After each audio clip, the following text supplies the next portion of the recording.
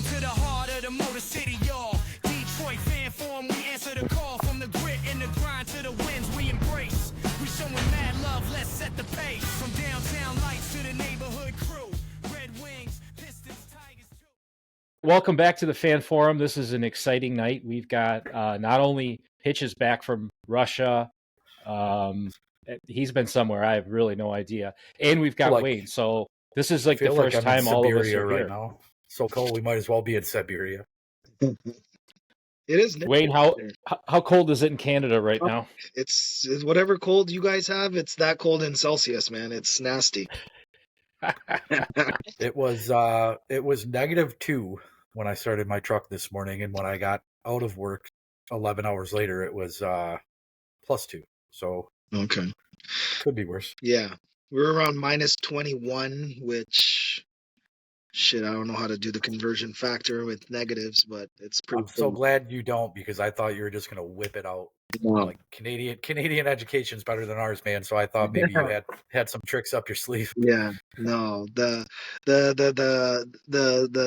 heat index I can kind of figure out, but the cold, it's cold. Whatever cold is, it's cold. It doesn't matter what the number is. When it's hot, I sweat. When it's cold, it sucks. Yeah. That's all I worry about. Yeah.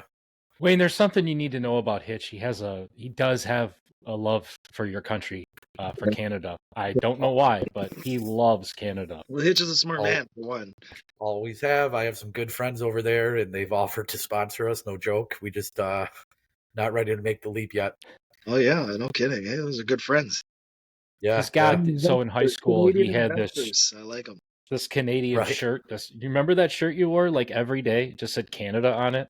Yeah. And it had the flag, the Maple Leaf flag. I had that shirt up until about maybe 6 years ago. My dad came over and it was all raggedy and sleeveless and fucked up, and he just ripped it off of me and said, "Throw this shit away." Yeah, how it made it that long is amazing to me. Well, awesome, guys. This has been, I mean, for Hitch and I, it's been kind of tough, but we can get to that. I'm kind of over it. But Wayne, how excited are you right now? I feel like this whole year's kind of been lining up, like the stars are aligning for Buffalo. I don't know if I mentioned it last time, but the curse of O.J. Simpson, man. I truly believe that there was some devilish fucking aura around us because of what he did, whether he's guilty or not. I don't know. I wasn't on that judging panel, but that the glove don't fit, so they quit. Finally ended. He passed away, man. Rest in peace, OJ. But that kind of the juice. Yeah, man. So I don't know. We've been vibing this year. The mojo's different. There's no drama, and shit's just aligning, man. And we're feeling good. I'm excited. I've been saying it. Houston had a chance. They didn't do it, but the Bills are gonna smack the Chiefs. Good. Fuck the Chiefs. Smack him up like the little brother that's been getting bullied his whole life. He finally went to the gym and he got his shit right, and he's about to come show older brother some new tricks and then whoever we face in the Super Bowl, I don't know, doesn't matter, but just getting there, there might be some tears for real. Listen, you had the energy that I've been waiting for. Like, you've been so composed, so calm, because you guys have been to this dance before, and I know you've been waiting to save this for the Chiefs. So I'm feeling it. I got the vibe, man. And you've been saying smack them in the mouth. I'm super pumped. I've adopted the Bills as my favorite AFC team. Hitch. Yeah. I know you're a Josh Allen. I've always had a thing for Josh Allen. I love the older historic franchises, man. I love that they're an outside team. Yeah. I mean, I'll say what you will about the Juice, but they've been blessed with some running backs over the years. Oh, yeah. And, when you're talking about the curse of the Juice, I thought maybe it started with Top Gun, or with, what was that Leslie Nielsen movie? Naked Gun Part 3. Yeah. That movie was trash. Yeah. Yeah, starring OJ. Yeah. Yeah, buddy. I'm a big fan of these conspiracy theories, and Hitch saw my face light up when you said that. Yeah, dude. I'm ashamed that I never thought of that. Like, that's real. That's real. The curse of the Juice, man. Yeah. You're right. You're right. Football gods were like, yo, he's gone. You're going to suffer until this guy is no longer on this earth. And the first year he passed away, man, we're getting it real. So That OJ shit popped off in like what, 94 or something? Around there, 90, Yeah, 94, Okay. yeah. like mid, And when right did in mid their Super Bowl kind of run there. the back-to-back Yeah, the 4. losses?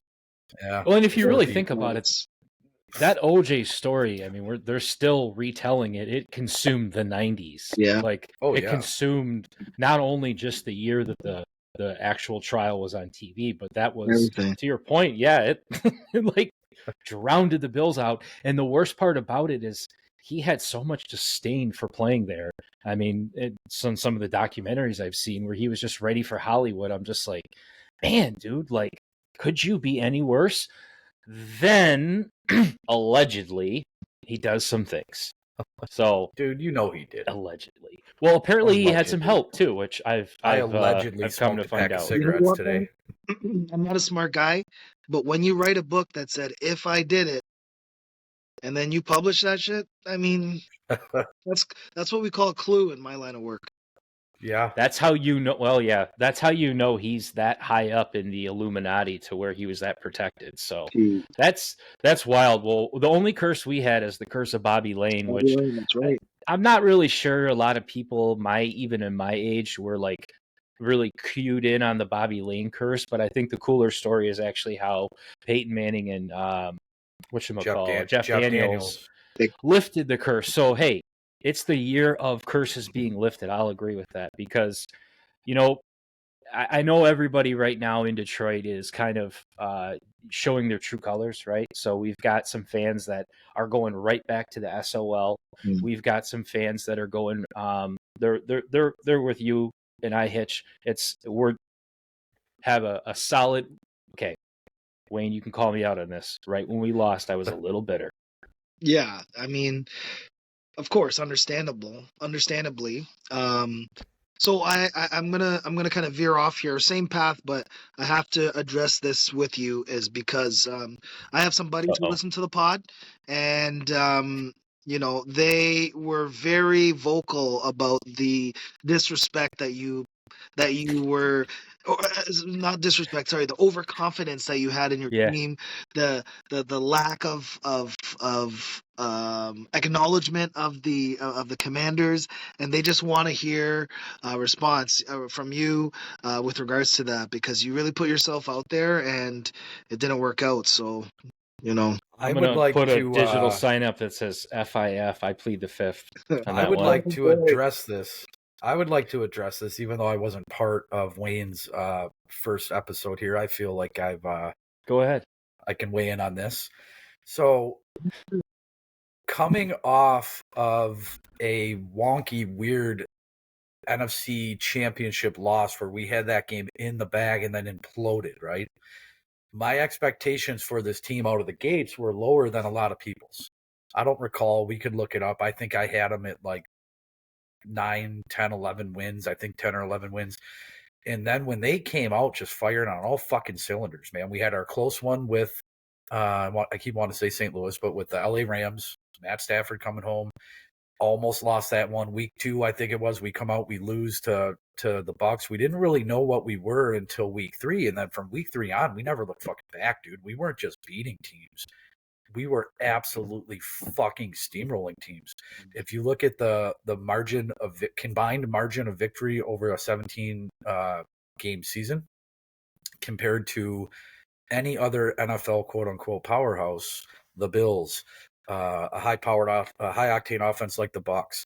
You look at Baltimore, who's got a dual threat like we've never seen before potentially, and our margin of combined victory was second to none. We weren't just beating teams, we were absolutely eviscerating teams. I'll be the first one to say that I was shocked, but I don't think I took Washington lightly. We lost that game. I'm not as bitter about it as I thought I would be because we just flat out lost. But when you look at what we did over the totality, the whole picture of the season, we had every motherfucking right to be confident, dude. Tell your boys to be a Lions fan since 1989 and talk to me about some confidence. Yeah.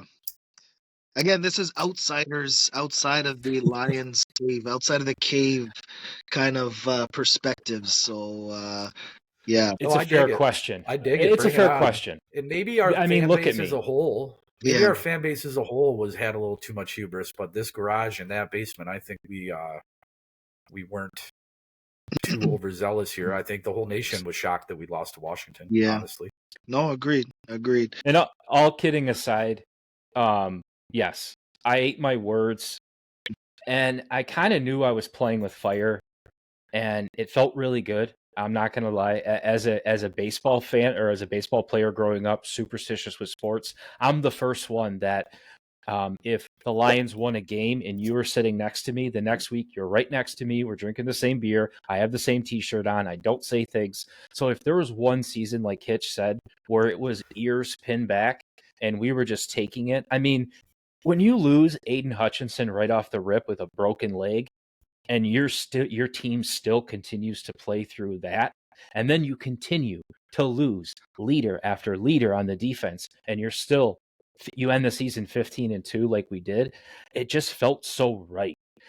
I'll be honest though, that's probably the last season where any of us are allowed to say that, because we've hit that moment to where I'm going to have to practice being kind of like you, where it's like, hey, let's talk till we get to the very end and then I'll get excited. So it's a fair argument both ways.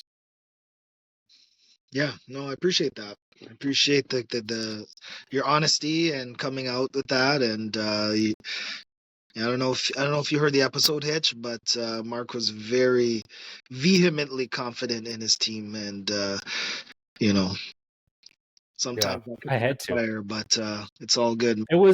It was just like you said. I was, and that was probably the first time I've ever probably gotten to a point where with any team I got that excited. I'm always afraid of just like, dude, even in this state, we haven't won a ton of titles like in a row. We're not title town. Okay. The Tigers had a lot of success in the early 2000s, but they didn't win jack shit. They haven't won a World Series since '84. Hitch and I weren't even alive to celebrate the title, right? We had the '04 Pistons, the bad boys, but even those teams, 2-year runs and then nothing. Dude, The we Wings. did have the Wings though, man. What was it? We had the Wings, which is cool and all. 07 team is one of the greatest teams ever assembled. I mean, we have been blessed in that sense where we've seen titles. Wish the Tigers could have got one. Stay up watching games, hoping that the Lions can pull it off. And I mean, this is the closest we've ever come. No, that's not in doubt. That's not in question. Yeah.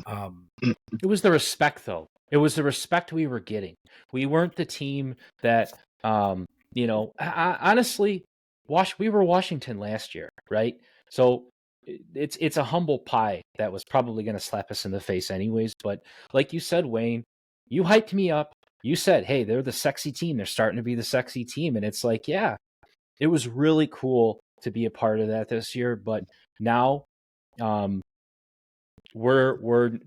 bar's been lifted. All the coordinators leave. Oh, you're that great? All right, let's pull all your guys and see what you're about. So I think that's really where the rest of this conversation is going to head. Do we want to talk about that now? I mean, I got some thoughts on the coordinators and what's going on. It's relevant. I mean, dude, breaking news is like, a couple hours ago. So let's talk. Okay. Just before you go on, I just want to make a quick point with regards to that last comment on the Lions and their trajectory, and it makes me think a lot about the Bills, and it makes me think about that not the 13 seconds. It was the year before that they had made it to the AFC Championship, and they got handled by the Chiefs. But we've never gone back to that point is until this year, and we've had good teams and we've been in the playoffs, but that trajectory is very similar in terms of the paths that they're going, and we lost a few coordinators to coaching jobs after those couple of years, and it's eerily similar to the path they take, but it just shows how difficult it is. And you guys had that opportunity last year with the bounce off the helmet, and this could be your 13-second year and whatnot, and hopefully it turns around a little quicker than for you guys, but it just can show you like you're right there, but you're not there yet, and we'll have to see where it's at. But you bring up a really good point. Oh, I'm sorry. Go ahead, Mark. No, you're next, brother. So, Wayne, at what point, if at all, being such a diehard Bills fan, at what point did you feel like, shit, man, maybe our window's closing? Well, in this era right now, I really didn't have that thought because honestly, since he developed and been in the league with Josh Allen, I feel like honestly the opportunity that we have, the culture that McDermott's created, the type of players that we have on this team, you could see that the pieces are essentially there. And with Josh Allen, he's Superman, and you could win any game with him. He just needed to rein him in and figure it out, and we finally got the good combination with him and Joe Brady. And with all that being said, I never had that this year. Going into this year, honestly, I had a little bit of obviously concern. We lost our two top receivers, but I still believe we would have been competitive, and it turned out way better than I expected. But I'm a diehard drink the red Kool-Aid, the red and blue Kool-Aid. I think the Bills are going to quietly win the Super Bowl every year. It's my dream, my hope, and it's finally paying off. So, Okay. All right. I ask because I feel like in the wake of us getting a little gutted on throughout our coaching staff, I'm not that worried about it. I'm looking at this like not our window closing. We're just maybe going to go look out a different window, right? Yeah. It's an attractive job. It's a high-powered offense that just broke previous records that kind of previously stood for a long time, right? We did things this year on offense and defense, really. We didn't set a record or anything to my knowledge on defense, but what we did with what we had was nothing short of impressive. Yeah. And this is just an opportunity for Dan Campbell, who is now settling in and kind of done with that rhetoric and that hyperbolic press conference bullshit. That's the stuff I never really appreciated with Campbell. If I hear, bite him in the kneecaps or kneecap soup one more time, I'm going to throw the fucking computer across the room. But this is Dan Campbell's opportunity to show that he's an adult now. It's an attractive job on both sides of the ball for anybody to land, and I'm viewing this as an opportunity. Will we ever replace Ben Johnson? I don't know, maybe. Yeah. But let's see. Let's see who they bring in. Whoever they bring in is going to be buying into this culture. Yeah. Aaron Glenn did real good with what he had, but we've never consistently or finished a year ranked in the top 10 defense across the board. Let's see how this defense would have looked with Hutchinson and Barnes and you name it. We lost to Washington with no cornerbacks, basically, no healthy cornerbacks. So anyone coming in can see the talent on both sides of this ball. It's an attractive job. I think that the consensus is right now that with another draft under our belt, another free agent class under our belt, we're still contending for the NFC, and I don't know. What do you think? We come out of the gates third, fourth in power ranking, even with all this coaching stuff happening? Yeah, I would imagine so. I mean, the talent's not going to change. In fact, the talent's probably going to get better with all these guys coming back. So, yeah, I think you nailed it, Hitch. Like, from an outsider's perspective, like, the Lions' job is probably that coordinator job. You're walking into a number one offense. That's the most coveted job as a coordinator in the NFL right now. Yeah, And two awesome starting running backs, at least one prolific wide receiver with another guy that might be fastest in the NFL. Yeah, probably the best and the youngest and maybe one of the best tight ends in the league. And we got another draft to reload. Yeah. And let's not forget that we're going to get compensation via draft picks for Aaron Glenn. We're going to get 2 third-round picks, one this year, one next. Oh, yeah. And I don't know, why wouldn't we get compensation for Ben Johnson? I haven't heard if we will or not, but we should maybe. And let's see who leaves in free agency too. There's always compensatory picks. We're going to go into this national consensus contenders, and we're just gearing up for an awesome draft. Free agents are going to want to come here, $95 million in cap space. And I know that number is, we play with that, right? Really? Like loosely, but $95 million in cap space. Yeah. Holy shit. Yeah. They haven't really spent money. You've seen a lot of 1-year deals. Well, yeah, they've restructured. They restructured early with McNeil. They restructured early with Amon-Ra. They're already talking about locking up JMO. Oh, they're going to lock up JMO if they still want him a few years down the line. They're going to lock up Branch. They're going to lock up Kirby Joseph. They're certainly not going to. They're going to try their damnedest to keep Hutchinson. I don't see a price when he hits the market that if he hits the market that we wouldn't be willing to match. Why would he leave? He retires a Lion. That's the way I see it. He's got I sure hope so. that he could play still. He just shattered his leg. So well, I don't know what the talk was anywhere but Detroit, really. But the consensus with that leg injury, albeit disgusting to watch, what I've heard time and time again is that it was less gruesome, less of an injury than what he endured at Michigan. So it looked bad. But bones break. Yeah, no, that's not wrong, man. That's the medical side of things, and I'm always hesitant on these guys getting these devastating injuries, and then that next year coming back, you're psychologically, I don't know if they're ready yet. They're kind of concerned it might happen again. They're playing at a lower gear, and then kind of get through the half the year and whatnot. They start to feel good. I feel like I've seen it a lot of times. Like it takes a year or two to come back from something like that, but who knows? If you're a normal person, he's not. His shirt says unbroken on it. I'm just gonna say, and an animal. He's not normal. He's in the best way possible. He's from another planet, and I love it because you're right.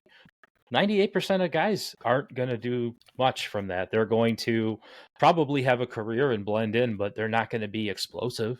I don't know, man. You look at the injuries that these guys come back from nowadays that 5 years ago even would have ended their career.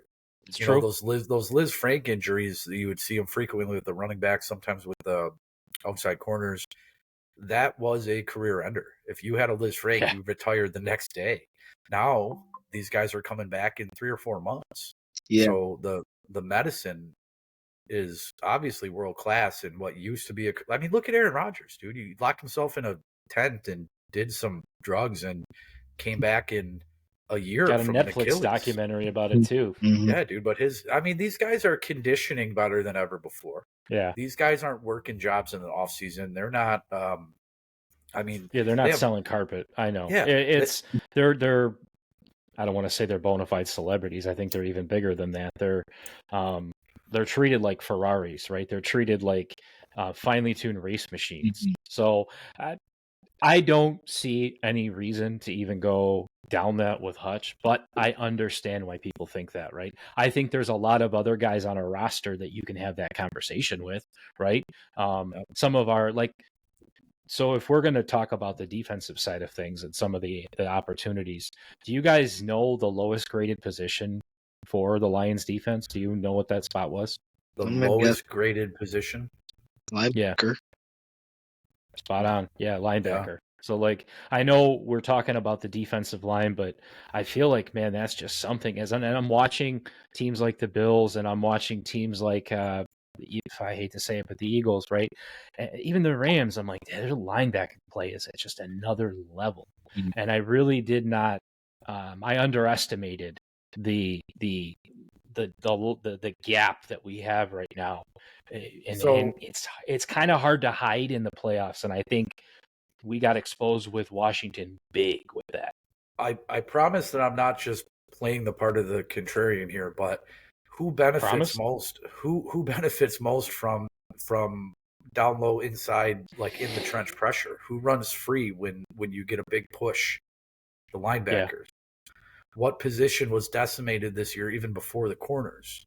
So if we had, again, we can't say if this, if that, but everything goes according to plan. Half of those guys stay healthy. You're getting more time out of McNeil, right? McNeil is a wrecking ball. McNeil frees up. McNeil absorbs double teams. McNeil can get into the backfield to hurry the quarterback. Hutch, we said it all the time. He doesn't need to get on the sack sheet, even though he was. He doesn't have to get on the sack sheet. He has to be disruptive. And when you're losing guys and making trades at the deadline to bring in guys to patch these leaks, it's almost not fair to say that we were exposed by Washington because we already knew. Everybody already knew. I mean, it's true. So, and I'm assuming you're going off of PFF rankings too. No, it just in general. There was no website. I just punched it into ChatGPT, and it was the consensus of the internet. Right. And really the consensus of the eye test. I mean, Wayne, that's probably where you're looking at it. Yeah. Yeah, I mean, most teams that I've noticed attack the Lions, like middle of the field, running backs, like they try to exploit those matchups just because that is your weakness. Everyone thinks the secondary, but the secondary, I think there's more opportunity for offenses to expose that middle of the field. And Hitch said it right. You guys had a lot of injuries. There's a lot of bodies that aren't starting there, so you may do with Anzalone and Jack Campbell, but other than that, I could not name another linebacker on that team. If out of memory, nobody else really stood out. Well, Rodriguez was having another kind of breakout season. If you remember Hard Knocks, he was the one that was buying all the cowboy boots and shit. Yeah, no, he's been hurt all year, no? Yeah, he broke his arm after Hutch got hurt, I think. Mhm. He broke his arm kind of after Hutch, before Anzalone, I think, and then he came back, I want to say, up. but yeah, Neiman, I think his name was, like, these guys that were like surprisingly productive in the preseason all of a sudden are starting playoff games. Teams did attack us over the middle, especially after McNeil got out and subsequently placed on IR. But I think part of the reason they were attacking us in the middle is because of how elite our deep secondary is. You want to talk about pairing of Branch and Joseph. Joseph leads the fucking league in picks. Branch is a wrecking ball, getting fined left and right for a bunch of bullshit. They were avoiding that deep end of the field. They were preying on our nickels, they started the season as our nickels. Then they were playing outside, and now these guys off our practice squad are pressed up into the nickel. Perhaps that statistic is a little bit skewed, not just because of the injury, but because of them avoiding the deep secondary, the over-the-top secondary, and then exposing these nickels off of these intermediary routes, right? So you can point at them to say they missed the most tackles. They generated the least amount of pressure. They didn't force enough turnovers, but they were getting picked apart because there was no support, So then what do? Do we look back on the middle of the season and say, okay, from the eye test, we saw everything kind of we saw the same thing Brad Holmes saw as far as how many guys were getting hurt? Why didn't we stack up a little bit more? Why didn't we try to do this a little bit more? We were pretty stacked when you think about how these guys stepped up and how they showed up and how they bought into everything. By the time you're into practice squad corners that have been on your practice squad for 1 week because your other practice squad corners are out for the season, you're going to bend and you're going to break somewhere. That's part of the beauty with the Aaron Glenn defense. And I'm not terribly alarmed that we lost Aaron Glenn. Again, I think it's an opportunity for a little bit of a reset. But the defense that he rolled out week in, week out was this zone defense. I hesitate to say it, very similar to the Matt Patricia don't bend, don't break defense. Don't say his name. Well, the times you say Fat Patricia, not Matt Patricia. His name is Fat Patricia. Fat Patricia with his stupid pencil and his goddamn four-wheeler. But the times that we were exposed, loser. The times that we were exposed is when we allowed people to run outside of these zones, and these zones are only as effective as the athletes you have. And but we got to this point where you give the quarterback, you give a pro level quarterback enough time, he's gonna let somebody run free out of that zone. Mm-hmm. And no, I guess what I'm trying to say is it's just more of a lessons learned for Brad Holmes and company of, listen, you're really good at drafting. You're really good at hyping the team up and building an in-season team, but you need to start planning for the postseason while you're planning for the draft. Like Wayne, I'm assuming your Bills team, you have the, and well-deserved, understanding attitude of we're going to be in the playoffs. So, like, I don't know, from an outside perspective, is this something as Lions fans we need to start planning for a more of a postseason attitude way early on? Yeah, yeah, 100%. You're gonna want, your boy Holmes there to. He's a smart guy, and I'm gonna believe that he's gonna have the ball rolling when it comes to drafting now for depth. Before, obviously, you got to look at the roster, right? You're drafting originally when he first comes on. You're trying to find particular studs for certain positions, right? And he's pretty much done that throughout the draft, so everyone could see that he's been successful there. So you've essentially built that roster with several stars that now you have to focus on paying, which I want to touch on when it comes to your playoff window. But also, you've covered that part of it. Now you can start to draft more for, like I said, for depth, for positional need. Um, and you could start to, and you're going to get all these compensatory picks. So it's just a volume game, and with Brad Holmes and the success he has later in the drafts, you're probably going to hit on 50% of those guys, and that's good. That's what you're looking for right now. And you said it, man. Your mindset has to change from, we have to build a team that's good enough, to we have a team that's good enough, let's build a team that's going to be sustained despite these injuries.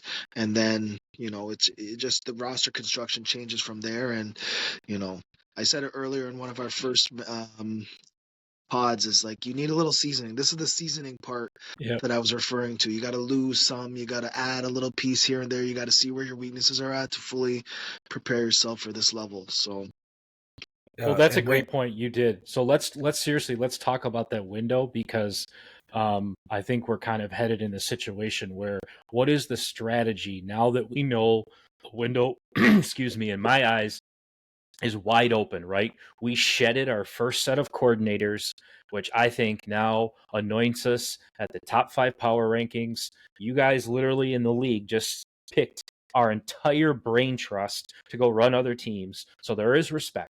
We know the NFL loves us now. We're sexy. Now we're going to refocus our mindset to be more battle tested.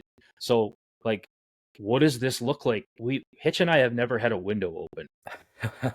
not a football window, that's for sure. No.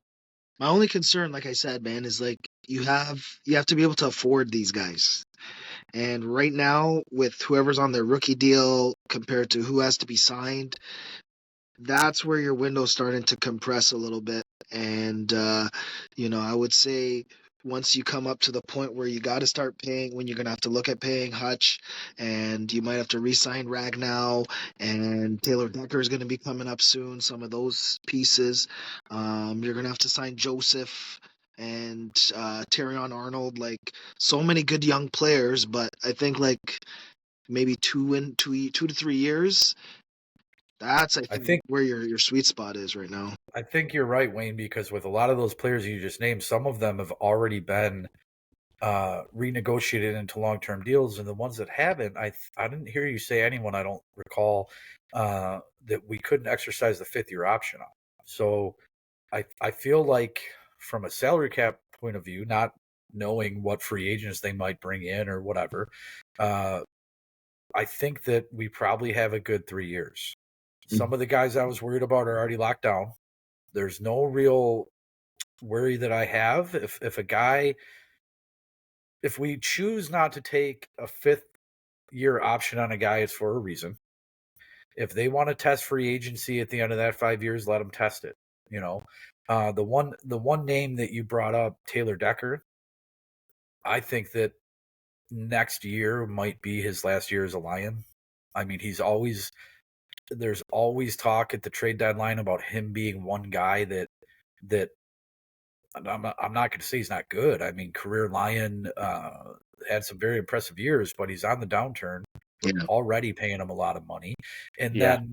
then with the idea of this window being predicated on finances, at least for this conversation, Goff has already restructured, I believe, if not once, twice. The point that we have to start worrying about this is the point that we no longer have to worry about the money that Goff brings, or the money that Goff commands.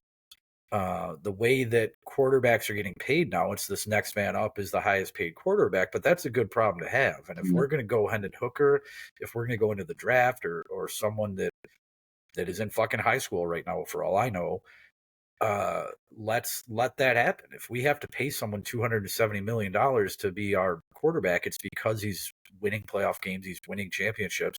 And then let's not discount the fact that the cap goes up every goddamn year.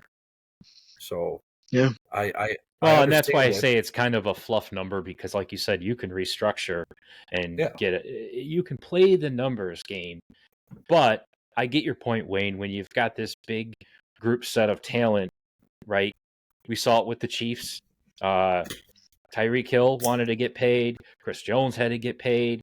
Patrick Mahomes had to get paid. I mean, people have to get paid, and there's going to be some casualties. When you're good, when you start to win and you're good and you're a Pro Bowler, you're going to want that compensation. So, well, Buffalo let Diggs walk. Yeah, Buffalo's in the playoffs, right?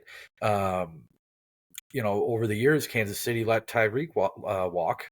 He wants to come back for a discount. Yeah, dude, he's chilling on a beach somewhere while Buffalo's gearing up to possibly play in the Super Bowl, right? And that happens all the time.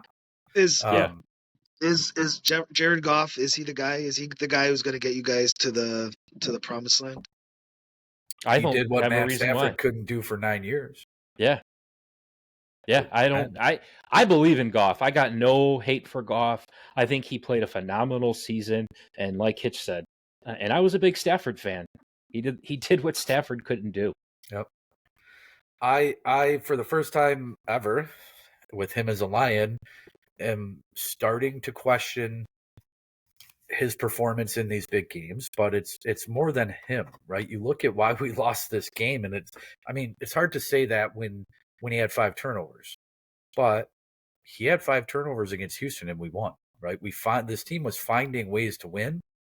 Real hard to play a high quality team like Washington, but I mean, if you want my opinion, I know this has been a hot topic, and I'm going to protect Mr. Goff on this one.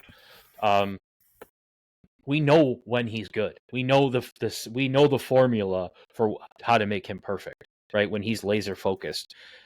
The game against Washington was not the formula. Like, that was the opposite. That is everything you do to take a quarterback who is a precision passer, who is play action driven, who is going through his reads. You don't put him on the scramble. You don't make him run for his freaking life. I mean, that's when you make him look less than superhuman. But come on, man. Look at his QB ratings. Look at his performances. Look at the way he's led the team, the locker room. Go ahead.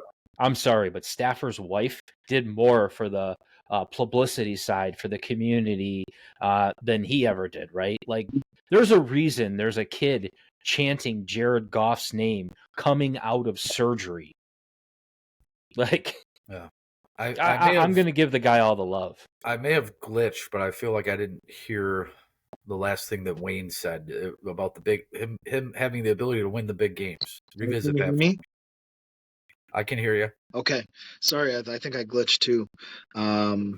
If the air is free, I just want to touch on that real quick. Is that you mentioned that Goff, you're concerned about him winning those big games, and I'm trying to think back in his career, and that's valid because he hasn't really proven his ability to be able to do that, and even in those games, his performance hasn't been the greatest.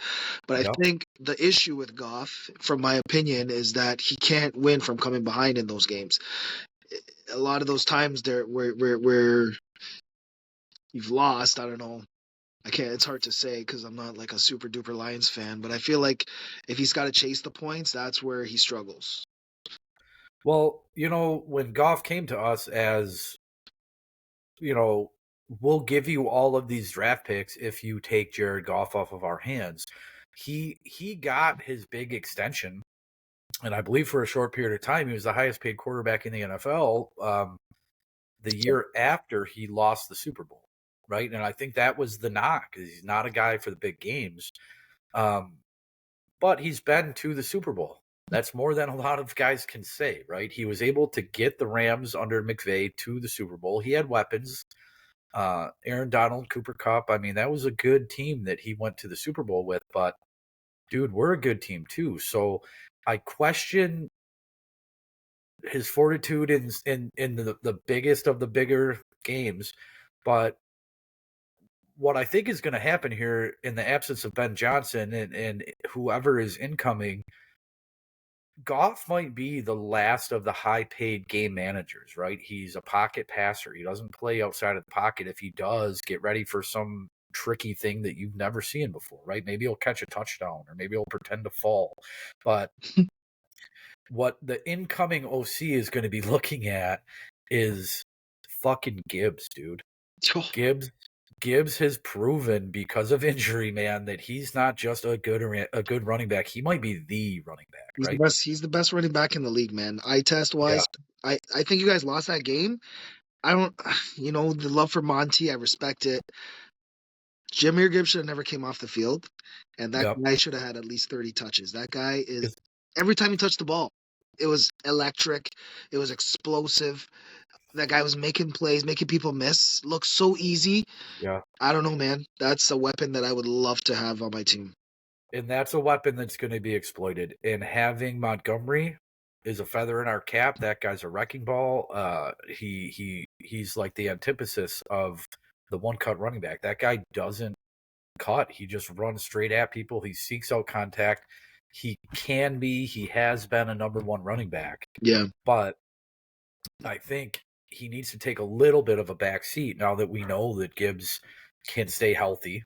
Now that we know that Gibbs can shoulder 30 carries a game if you need him to. And I do think that's a big part of why we lost that game. It's the first time in a long time as a Lions fan that we can't say bunch of bad calls, right? Fucked up officiating. We can't say this, that, or the other thing. We got beat. That's probably why I'm not feeling as disappointed or as sad as I thought I would feel. We just got beat, dude. They caught us with our pants down. Goff allegedly had food poisoning or something. I don't know if I buy that or not, but give the ball to Gibbs, especially when Montgomery wasn't at 100%. That knee wrap, man, it looked like what they used to put on Gronk's elbow. Like he maybe shouldn't even have been on the field, right? It was so ratty looking, yeah. Yeah, dude. And I mean, Montgomery at 75% is still better than some of these truck stick running backs in the league. But if you don't got to put them out there, don't put them out there. That's maybe the only time where I thought, shit, dude, we potentially took this game for granted and looked past them trying to limit Gibbs carries, right? Yeah. Yeah, that was a real head scratcher there with that choice, man. I don't know. Let me ask you a question as a Buffalo fan again. Yep. Is the question have you, or is the question how many have you? White tables have you bought and destroyed? I made a promise to my son. I'm saving this. I'm trying to make this holy. That when the Bills make it to the Super Bowl, I will execute the table smash. So we're getting close. We haven't been to that point of it yet, but we're getting close, and I will be very happy, very proud to execute that, record it, and share it with all my people. But hell yeah, that is going to happen if and when the Bills are successful this week, no doubt. So have you were you from Michigan, or are you lifetime Canadian? Yeah, I grew up in Toronto, actually. Okay. And that's my family lived there, and my cousin actually is the one who got me hooked into the Bills at a young age. Obviously, I grew up in the 80s, and then early 90s is when they were on their run there. So I got in during that period of time and just fell in love with the game firstly, and fell in love with the Bills. And it's been a love since that time. So I moved to Windsor in 2001, and been living here. And I call myself. Oh, there he is. There he is. He's back. Yeah. Go ahead, Wayne. I want to hear your journey here. Yeah. So yeah, been here since 2001 and maintained my love for the Bills. All my Toronto teams, the Raptors, the Leafs, the Jays, and and I've been able to have this perspective from outside of the Windsor, we call it South Detroit, Windsor slash Detroit, Michigan fandom for all the Detroit fans, which I respect, right? The Detroit teams. So it's cool, man. I like the vibe. Like I said, we have similar kind of histories, similar paths. The Bills, Sure. the Lions, even the cities of Buffalo and Detroit. So it kind of works out both ways for me. Have you been to a game at the Silverdome or at Ford Field ever? I've been to Ford Field a few times. Yeah, the Bills. Not this year. I couldn't afford to mortgage my house for the ticket, but I couldn't afford it either, man. I got to be like Mark and get the promo tickets or whatever it is. Ooh, Right. no, we don't So accept any promotions at my work. That's the new rule. We paid for them. so Wayne, the tailgating there, I've never been to. Well, I think I've been to Buffalo, but I've certainly never been to a Buffalo Bills game. How many games have you been able to attend? So we just went. Me and my son. I took him for the first time to the Denver game, the first round. So recency bias. It was then. Prior to that, I haven't really gone since moving to Windsor. So it's been a few years since about the early 2000s since I've been there, and then all the other games I've supplemented by going here to Ford Field. So, Right. it was real cool getting to take my kid there. His first time. You asked about the tailgates.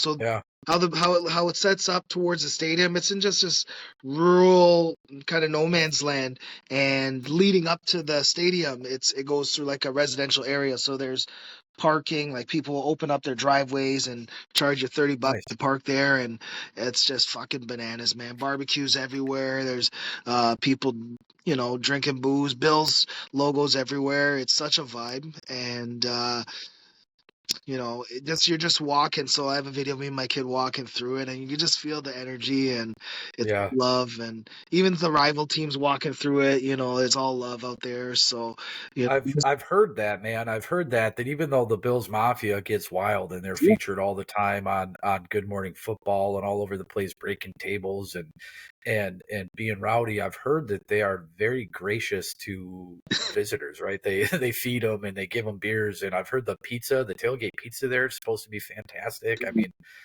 it's yeah, kind of cool that they can embrace and in all my time at Ford Field, I would say this year was the first year that I saw some negativity towards other fans.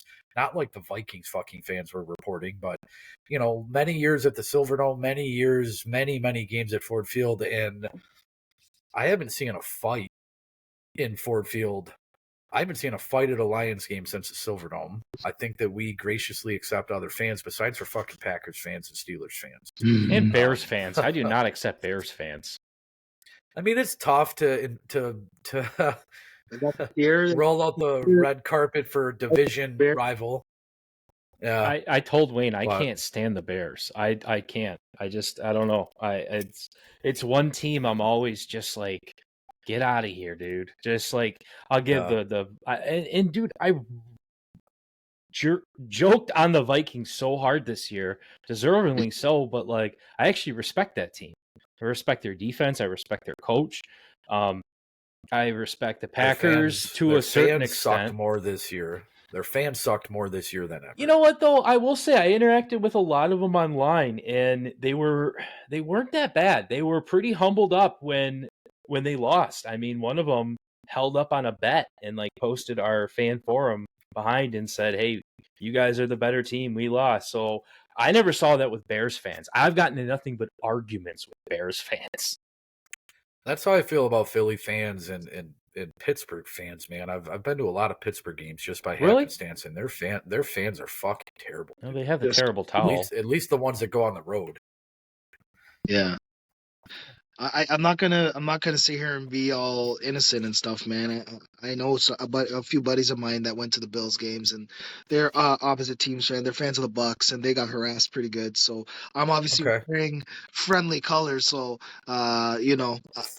from an outsider's perspective, I heard it can be ruthless, but for the most part, in general, they're very cordial. I think it's the humility of kind of feeling like we're gonna win the game that helps not be an asshole. So I don't know, Sure. but They were nice Yeah. at the game I was at when we went to the Bills game. We sat next to some Bills fans, and like you said, Hitch, they offered to buy us beer. They were really cool. They were Sure. with their Lions friends, and I mean, they joked around, but even all the Yeah. fans as we were walking around the stadium, and again, the Bills won, right? So there was no hostility walking out of that game. It was just a lot of. I saw a mother and son. It was actually the only thing I saw where there was an argument. The son was a Lions fan.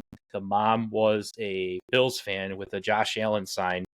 And this third down sign that I have over here is from him spiking it on the ground, yelling at his mom. And his mom's like, "Whose team won?" And I'm just like, oh my God. I mean, he was, of an adult age. They were obviously having a good time, but that was all I saw. It was super cool.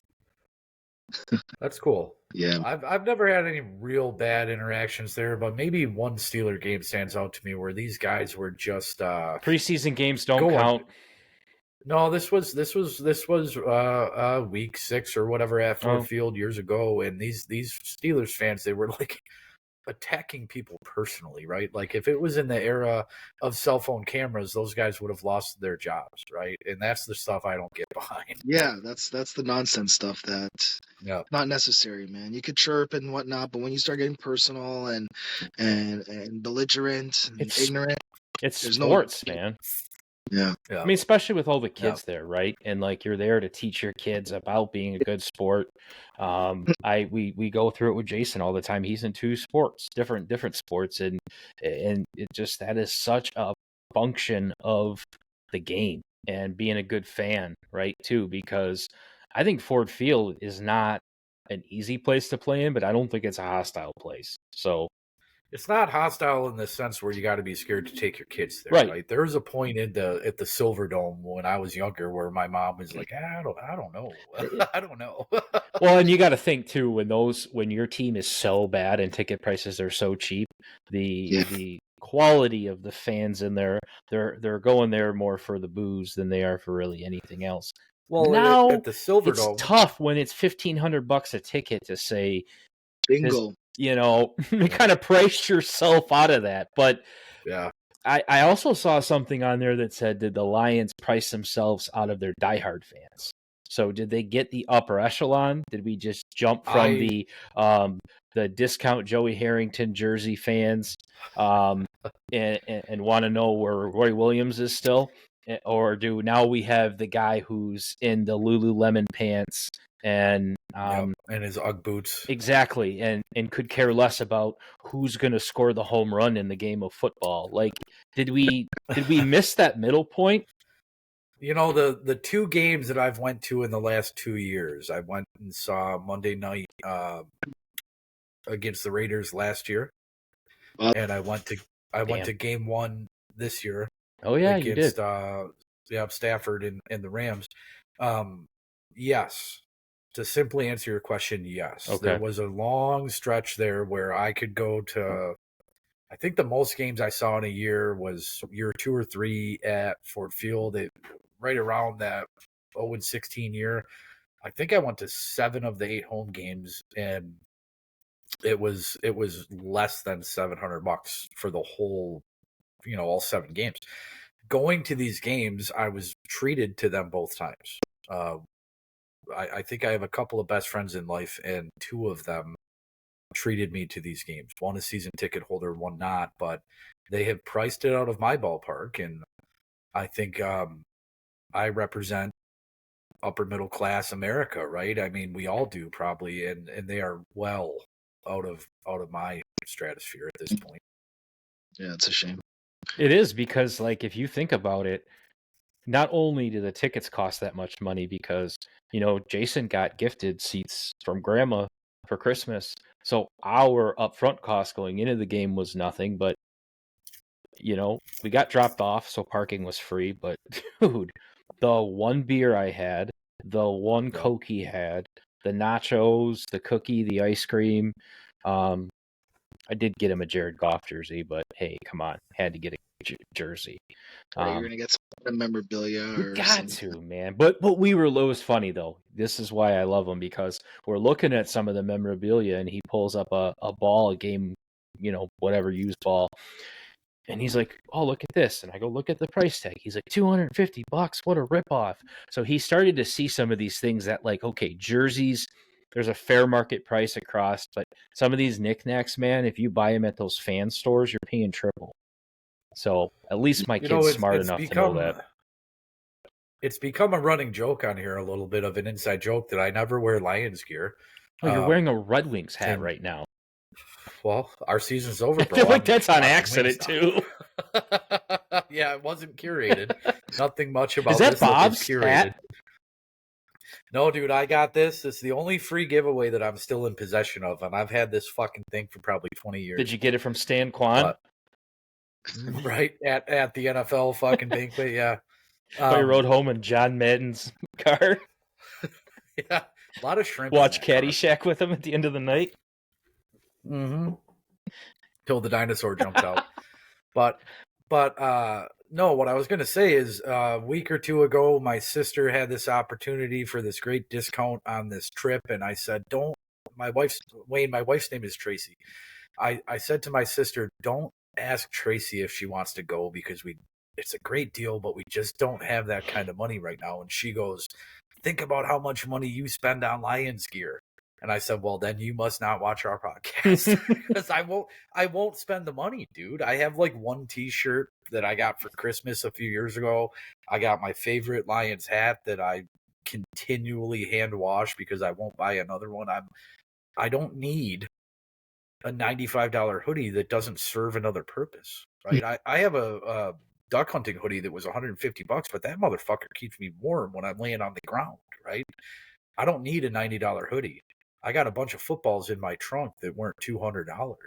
I'm not buying into to the swag. This is as true as Hitch gets, man. This is why that Canadian shirt or Canada shirt that probably was from Stephen Barry's in 2001 for $9.99. He literally milked it for 20 some years. $8.99. Oh, you're right. $8.99. He's definitely a value fan. I mean, and I guess I'm on the opposite end because, historically I didn't have a ton of Lions gear anymore. A lot of my stuff was from the olden days. But this year, man, and really a lot of it was gifts, but it's hard not to pass up, dude. There's stuff at Costco for like $25, right? That looks kind of cool. Don't get me wrong. If I come across that shit, I'll buy it all day, but I don't have a Costco membership, and I don't have a Lions tattoo. Yeah.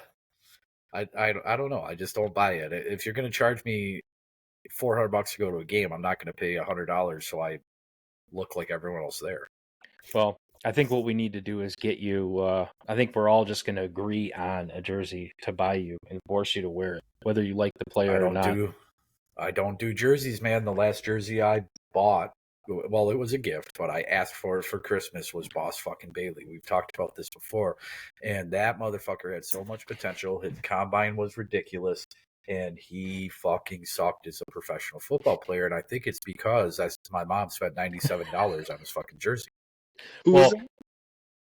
Boss Bailey, the brother of Champ Bailey. Oh, he got drafted by the Lions?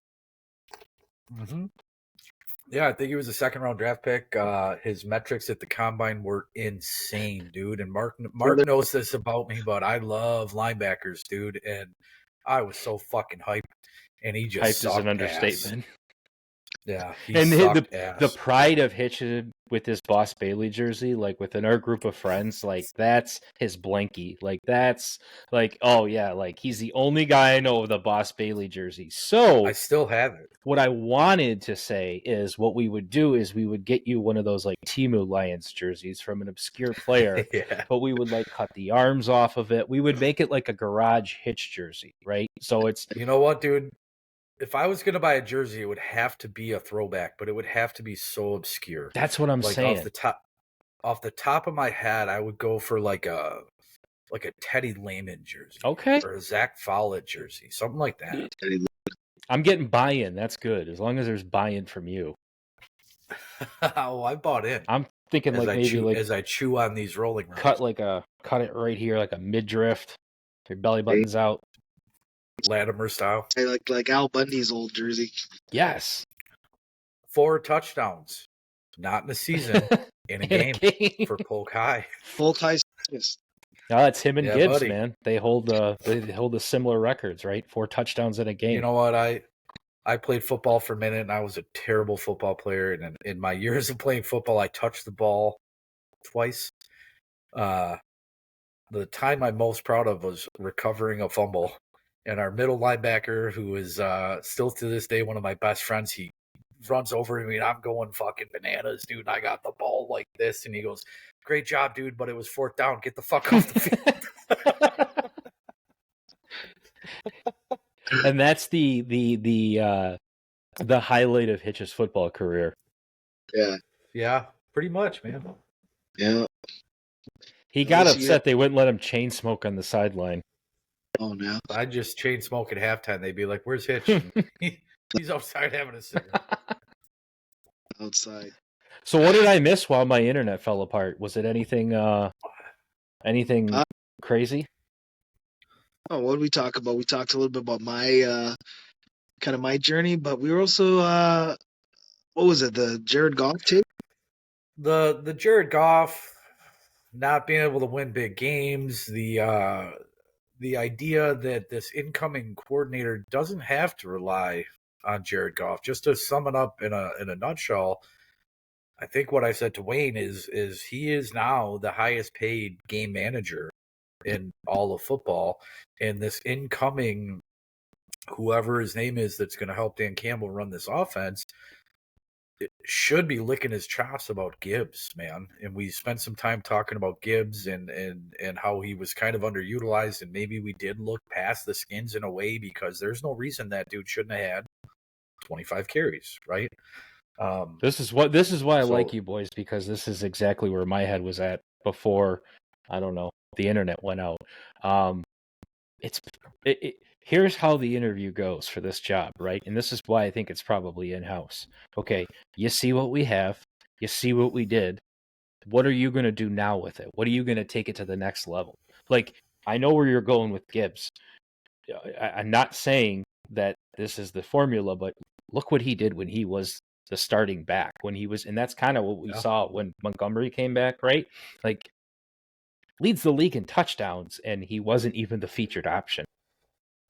Yep. I would have told you yesterday, Mark, going off of something you just said, not so much Gibbs, but I would have told you yesterday that the offensive coordinator most likely would have been an inside hire, but the Mark Brunell's gone, right? I think it's a fact. Mark Brunell went with Glenn to the Jets, or with Johnson to Chicago. Did he?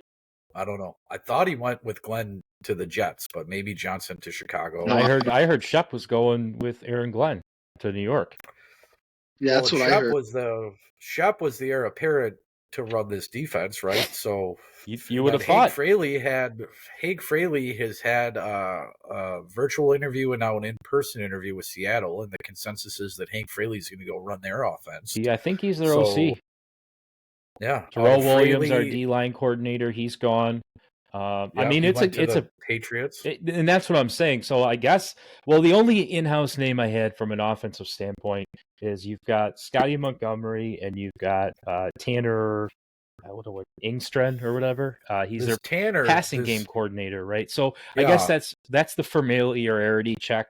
I won't even say I know anything about either or as a coach, but I mean, what is the expectation for these coordinators? Because they're giving you gold. I mean, you got tape on these guys now, too. It's going to be a sought-after job, and the one time that Campbell has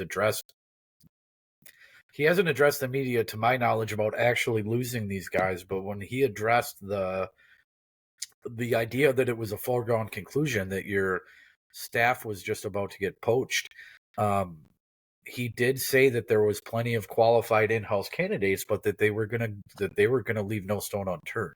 Right? He didn't name a name. He didn't promise the job to anybody.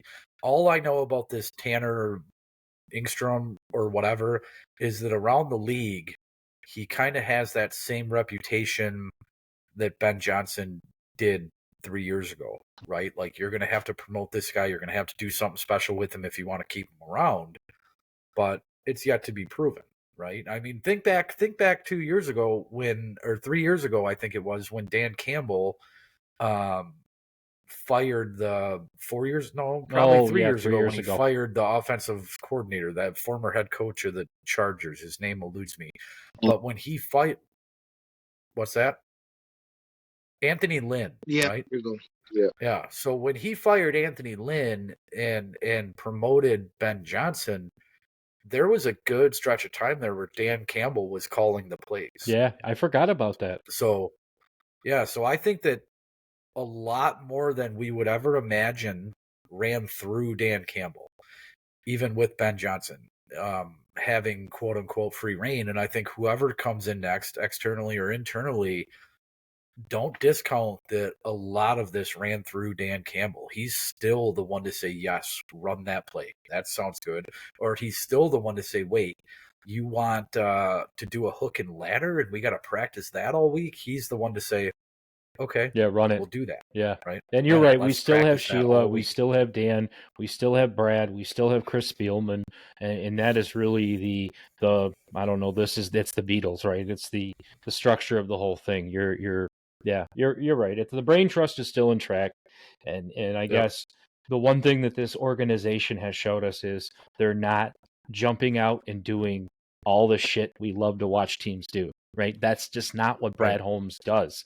And it's the same way with like these draft picks that we're going to get, these compensatory picks. He's going to trade those picks and he's going to do that's just, we know how predictable he is. So I need to just sit back and say, let Brad be Brad and Brad we trust. A third round compensatory pick for losing a coordinator. I mean, a third round pick is valuable, dude. Especially when it's a Brad Holmes third round. Yeah, we're not talking about a Matt Millen couple third of 6 rounders. Yeah. No, it's big, and I think this is going to be, and to what even Wayne had warned us about, changing our mindset, right? So we got to just chill out. We got to slow down. We don't expect them in the first week of free agency to go out and lock up whomever or however. I know Khalil Mack's a free agent, and I'm getting excited about him coming here on a 1-year deal, but this is the stuff, Wayne, that I got to calm down with, and I have to just tell myself, yeah, chill out. Maybe we'll just chill. Figure out the coordinators parts. You got to rebuild that staff. Yeah. Let's look at how all this... Step by step. Let's look how all this plays out. Perfect. So without being able to read the future, I feel like nothing much changes. I feel like in free agency, they might do a different approach of building up some depth. The only thing I see potentially being different in the draft is Brad Holmes started with a hot pile of garbage. And the thing that I loved about his strategy is he attacked the draft, his first couple of drafts, position group at a time. Right? There's no denying that he built from the trenches out, and then he went out and drafted back-to-back corners. Right? I don't see Brad Holmes really taking any luxury picks, if you will, at least in the top, 4 rounds of the draft. What might happen now that we've had 2 years of measurable success is seeing them not attack a position group in the draft, right? It might be corner, wide receiver, guard, kicker, whatever the fuck. They're not going to have to worry about rebuilding every position group year in and year out. So that's the only real change that we might be able to forecast. Is it too early to say trade back into the second? Well, at 28... I'm just saying, starting those rumors and starting those theories. I was telling Wayne over a text, like, this is the draft talk is something as Lions fans that we've only always ever had. So like, it's like levels of, okay, realistic draft talk, semi crazy draft talk. What are you saying draft talk? That's not even an option in planet Earth draft talk. So I think, I think the foundation has been established where with 7 picks that everybody gets plus incoming compensatory picks, the conversation is going to be: Are the Lions going to trade down? Are the Lions going to trade up to number 5? Like, we have established the fact that we're this wild card in the draft, where this is not the Jimmy Johnson draft value chart. It's the Brad Holmes draft value chart. And if Brad wants you, he'll go get you. If Brad wants to be in the top 5, 10, 15 this year, he'll do it. Yeah, that's true. Brad will do what Brad wants to do. Let Brad cook. I would caution against that, man. Like you said, you guys are in a position to, you have the foundation already. Like, you got to use those draft picks. They're late round picks. There's not much value to those, so you got to just put your head together, grab the best player available, and start to build your roster with just top athletes. You could be back-to-back guards, but those are the three best guards in the draft, and now you have that stacked up. So I don't know. In this draft, I don't see there's any athletes. Obviously, the combine's going to come up, but it doesn't appear that there's going to be anyone that you need to trade. The Lions would have to trade up for. Yeah, I don't see anybody. I feel like I'm speaking more about this philosophy of being liquid or fluid and flexible in the draft, and a lot can change between today, right now as we speak, and mid-April. Yeah. Right? Everything will change. I guess my overarching point here is I'm not scared if Brad Holmes packages up 2 third-round compensatory picks over the next 2 years, plus maybe this year's second or something, if he wants to trade up in the first, because what Brad has always done, or thus far has done, is he's not scared to move picks because he'll acquire more picks.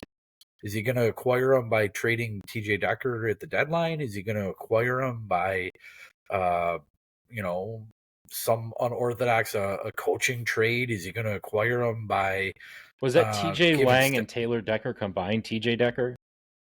Is that what I said? Yeah, that's what you said. That is yeah. All right. I've been getting better at not mashing up these names like I always do, but yeah, Decker.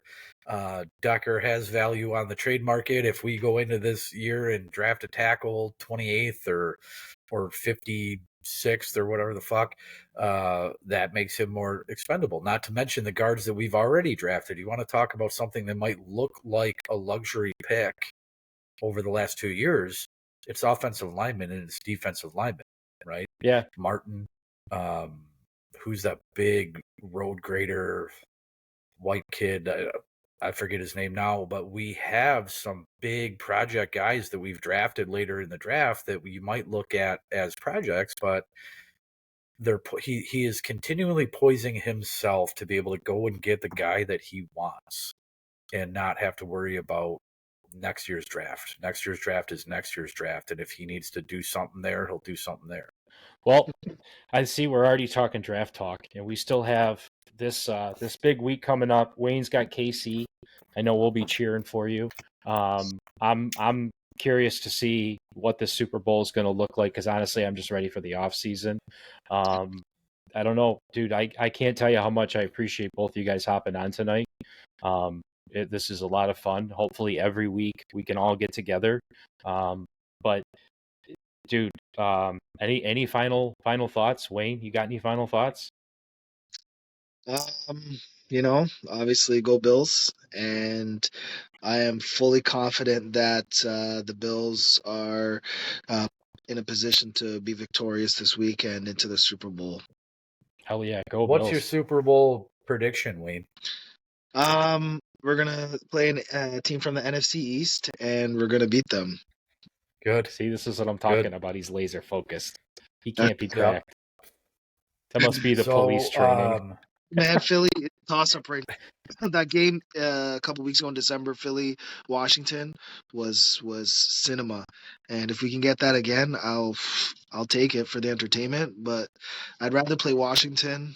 Barkley terrifies me, and I'll take my chances against the rookie. Beautiful. Are you a cop, Wayne? Am I? Yeah.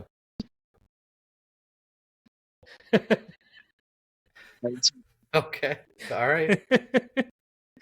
I like cops, man. I just didn't know that. On the DL, man. Come on. All right. No, Are you the CIA and the FBI are tapped into this podcast. All right. All right. So, Hitch, do you Well, have any cheers. final thoughts before I grace you with my final thoughts? So I did want to bring up something. You had said before about a bunch of engagement online with the Buffalo fans, and overall, we've been picking up a little more engagement via TikTok and Instagram and things like that. And believe me, I don't take this stuff personal, but I do want to say to 123 at Buffalo fan, whatever the fuck your name is, I'm not podcasting from a shanty. It would be a lot fucking cooler if I was, but I'm not. And to the Buffalo or Bills or Green Bay fan or whoever the fuck wanted to point out my lazy eye, thank you. I never noticed that, man. I got an appointment with an optometrist. It might be a cosmetic surgery, but I wanted to thank you for pointing that out. But no, for real, to pick on somebody's disability is the lowest common denominator of filth, and I'm not surprised that you're from Green Bay. So that's all I wanted to say. Well, I thought I trolled hard the last couple of weeks, but I think you just I'm gonna do a lot with that. I can tell you that right now. That one is gonna go viral times 10. Take it, run with it. I'm running with it. Just like run faster than this eye leaves the center of fucking vision. Just run with it. All right, well, I'm glad I have your permission. No, just I'm super thankful for everybody that's been subscribing. I know I'm spamming everybody's page, but I'm real excited about this. I'm super excited to have Hitch back on. I'm really glad Wayne's here. I'm glad you guys finally met. I think this is just awesome. This is opening it up to so much more to talk about, and it just makes it more fun. So with that, when I move to Canada, I'll have a ready-made friend waiting for me. No doubt. No doubt. Cheers. All right, we'll see you guys. Welcome to the heart of the Motor City.